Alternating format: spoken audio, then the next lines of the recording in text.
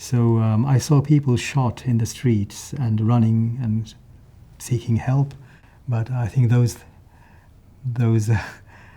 I don't know, if I can visualize them, those things had an effect on me.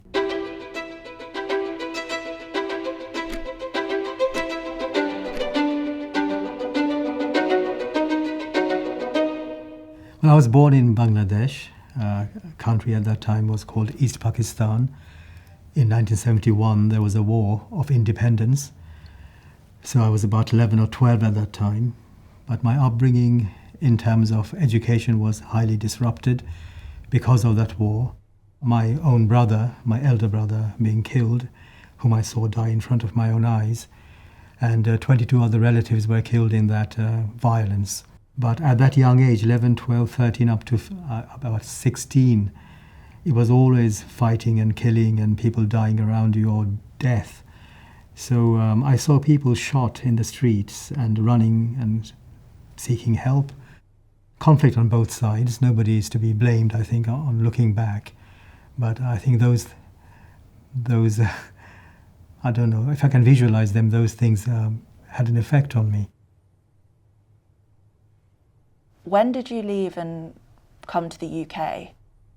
Yes, so I went to college and I was 17, and by the time I was about 17 and a half, my father had come to this country. He was supported to come here as an asylum seeker, refugee. I mean, I don't know the exact status, but he fled. So when I went to university, that's where I was, if I can use the word radicalized. I don't know if I was radicalized or not, because I was always prone to such thinking or amenable to such thoughts. And there were people from mainly the Muslim Brotherhood who had the influence on me in the political direction. Talking will get you nowhere. So we are having to do two things. One, become more alert to your reality. Secondly, this reality will not change by being part of the status quo. You have to fight back.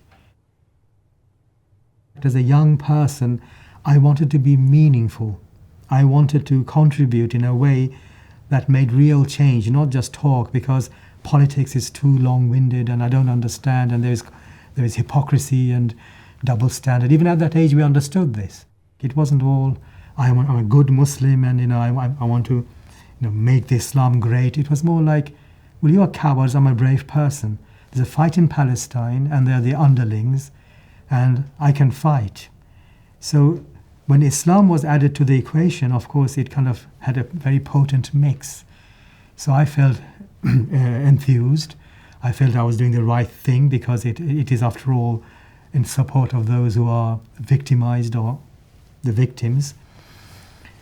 At that age, I didn't understand that there's another narrative, there's another side to the story, that the reality is much more complicated, if not confusing, that other people, I mean non-Palestinians, non-Muslims in general, human beings have rights, feelings. There was an argument going back perhaps several thousand years about Palestine. So I worked for the first 20 years in my organization from the age of 21 till about 40 years old without pay, every weekend.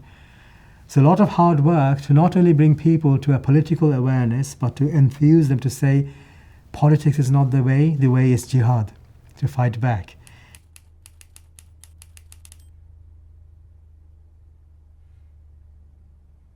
Where did your fight for jihad take you? What sort of countries did you end up travelling to? When I got involved in the physical fighting, it wasn't as easy as today, when you can just hop on a plane, go off to, say, Turkey, and then across the border. You had to go through a lot of loopholes, rigmarole. So in my case, I had a person come over from Germany to vet me to make sure that I am not a fake or a dangerous person to them. So I was vetted first, then go to Amsterdam, and then I'm vetted again. And this bloke called Imaduddin Bakri, who was a veteran from the Afghan jihad, then gives me a letter of approval. I take that letter, then I fly off to Peshawar in Pakistan, having the contact. Then I make my way to the camp in Pakistan, and then they check the letter, then welcome me in, and I'm a prized person because I'm British. I speak English, and it has always more kind of an aura around your head for some reason. You walk around with a halo because you speak English, and you can bring more benefit in some ways. I don't know how. What was the camp like when you arrived? Camp was wonderful. If I can project my mind back, I will never forget the brotherhood, the sense of relief, so warm, welcoming. And it's almost like a holiday camp, but it's all men. There's not a single female in sight. And you feel with the people because they're all there for the one thing, and they have no worldly motives. Guns are around as well, so the excitement and thrill, I suppose, in a boyish manner, the guns and stuff. They look after you, they give you food, there's brotherhood, meaning you're sitting together, prayers are there, eating, sleeping rough, but it's fun. You go out, local, whatever, shopping for camouflage gear, whatever. So I think the excitement, the glamour, those things were also there in those days in its own ways. They're much more glamorized today. So that was my feeling. So I came back really uplifted, and I felt, this is it. I've found the true Muslims. They're not running after the world and spending their lives working all the time and paying bills and all the headaches. So was it a form of escapism for many people? I never questioned. It was for me a relief. And who were you fighting against in Afghanistan? And my biggest mistake, I think, was to presume I was fighting against non-Muslim enemies. Just because they're non-Muslims, that's not the reason why anybody should be fought. I mean, that's not what Islam teaches at all. But I went there to fight against the communists because, by definition, to me, on paper, communists are godless people. They don't believe in God or religion. So as an outsider, I shouldn't have gone, even if it was so-called jihad. But the point was this: it was wrong because you ended up fighting Muslims against Muslims, and both sides had something valid or intelligent to say about what they wanted in life. Basically, they want food and land. When did you realise, what you were doing was wrong, and when did your ideas shift? Burma, my last experience, when I left, I looked at the commander, and he was videotaping everything for propaganda purposes. Not only did I find out that camp, the leader, was actually going to have, after I left, a meeting with the FBI. So I'm saying, why am I serving these organizations, raising funds in Britain, when they are part of the global politics? What's the effect on the local people? The local people want to just live. £10,000, even £50,000, £100,000 we have given at one go. £10,000 is like the entire village can live for a whole month happily, in their kind of rural environment.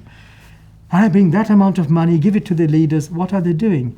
So it's not that they are stealing the money, but hey, the leader's son is studying degree in Malaysia, being privately funded from the money we gave. But what has it done to the local people? They are still in the poverty, no improvement in their lifestyles. There's discrimination, meaning the upper echelons still have the lion's share of everything: food, housing, bulletproof cars. But then you find local boys from my group went out and killed two or three other local boys who was in another outfit, both fighting for the same cause against the same enemy, with the same Islam, with the same rallying calls. But the local people, they don't move. You can't incite them to fight. They don't want to fight. They just want to have a common life. Why can't we give them a political solution?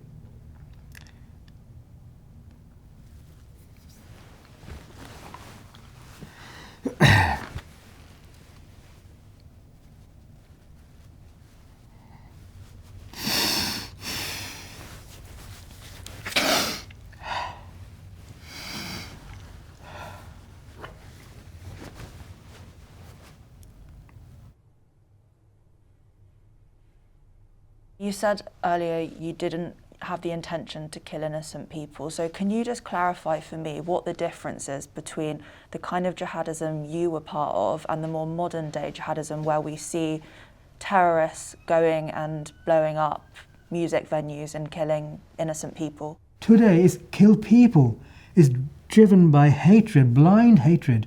No discrimination between those who are in uniform fighting you, those who are in uniform off duty, and let alone those who are not in uniform at all, in no security apparatus. And then again, then you target innocent, the most innocent of people, from Beslan school siege to the Bali bombing. I mean, you name it, the catalogue will go on and on for a very long time.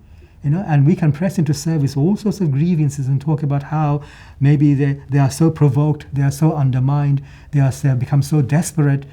But what happened to the religion then? Then don't bring religion into it.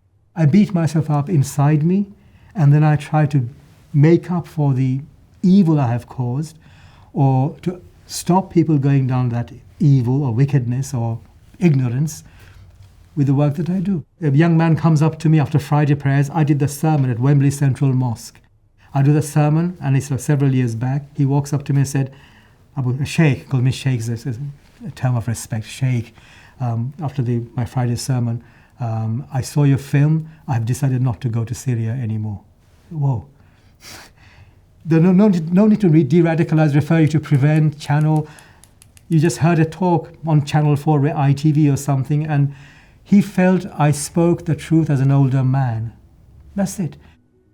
If you could send a message to people considering becoming a jihadist, what would that be? On a serious note, if I could, if anybody cares to listen and at least explore what I'm trying to say, I would say, give up dogmatism. Try to find out how you know the truth. Try to understand the local politics, the people, the culture. Don't interfere. Sometimes without knowing what you are trying to do, you interfere and cause more harm. Sincerity does not excuse the person and justify the person doing reckless, irresponsible actions.